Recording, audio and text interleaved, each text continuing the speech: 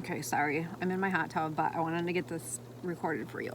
So I remember back when I was your student, and I think it was like 2007 when YouTube first came out, and somebody was like, came to NMC and was interviewing people, asking what we thought about YouTube and the whole concept behind it. And I remember at the time thinking it was the stupidest thing ever.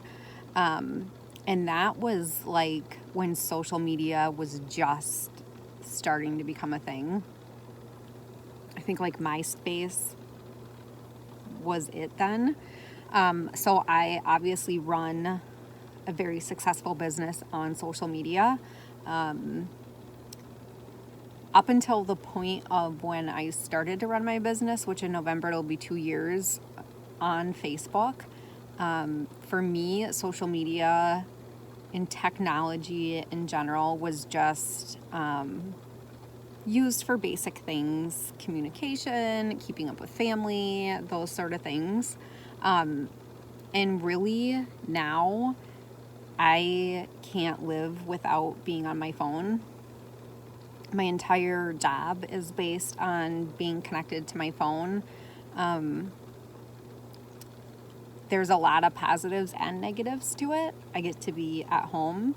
I get to be involved in raising my son. He doesn't have to go to daycare. I'm 100% present in his life. So there's an amazing plus to that. I, don't pay for a storefront. I do everything from my phone. The downfall is I do everything from my phone. I have no break from work life, home life. Social media is a very right now thing. Instant gratification.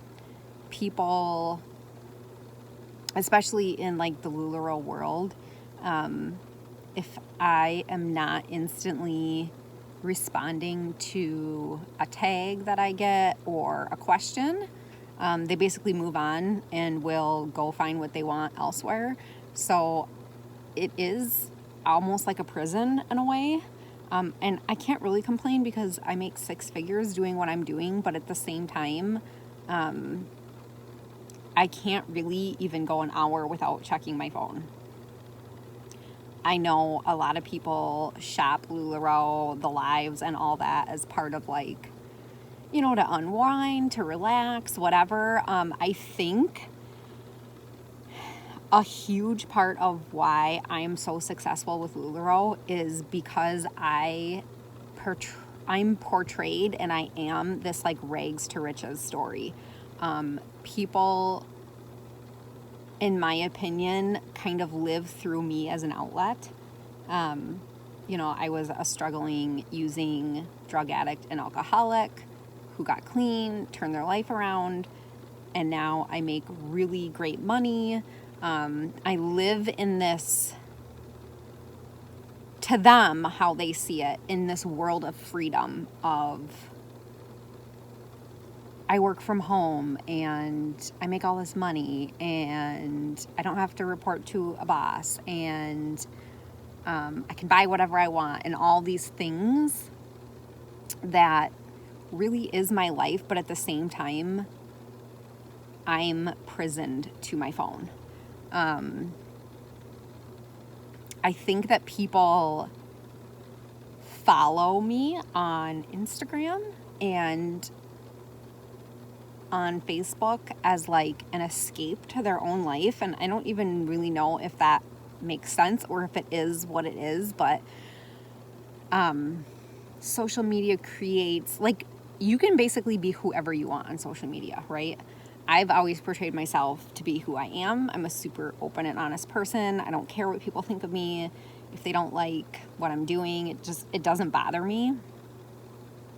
But people get this sense of they can basically be whoever they want on social media. And it really creates this falseness of what real life is really like. Because even to my customers, if I'm saying, today sucks, I'm dealing with this, and this, like, they might see that, but then they see like what I'm doing right now. Like, I sit in my hot tub every single night and this is where I work from. Or, I afforded to be able to buy my husband a brand new vehicle and all these things. Like, that's what people choose to see versus the reality of what life is really like. I think it's a really dangerous thing. I think especially for children, my son included, social media, not that Lincoln's on social media, but having this device in your hand at all times and being connected to it is a really disgusting thing. I really don't think that there's any way around it. I think it's part of our culture at this point in time.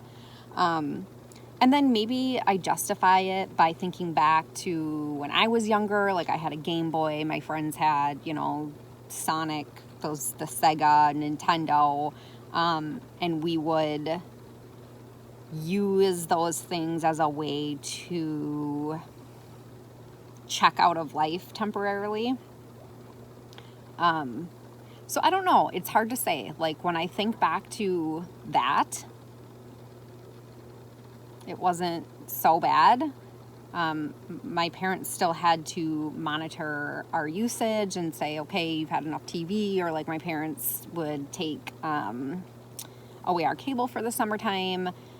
So that sort of thing was still happening when I was growing up, without social media, without these smartphones and everything. But I think it has become a lot more, and maybe I just justify it to make myself feel better, but it's definitely a thing. My husband also runs his entire business. Well, not entire, because he does have a storefront, but like 70% of his business is done on Facebook, on social media.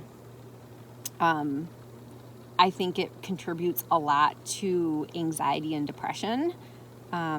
When it's very easy to snap a picture and post that, and a lot of people fall into this comparison trap, and they are going to compare their worst moment that they're having to somebody's filtered best snippet of a moment. So it's hard because I make my living off social media, so I try to be kind about it, but at the same time, I think that it is contributing to the downfall of, I don't even really know how to put it into words, stupidity and irrational ideas of what real life is like.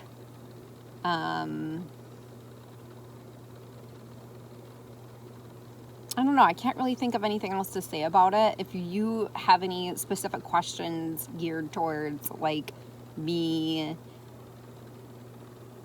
because I work on social media, ask and I'll answer. But I don't know. I can't really think of anything else right now. I mean, the way of the world is changing. You can literally make money off of being an Instagram influencer. Like, the hell is that? Portraying yourself to be whatever, traveling, doing these things, and what is the world gaining from that? Nothing.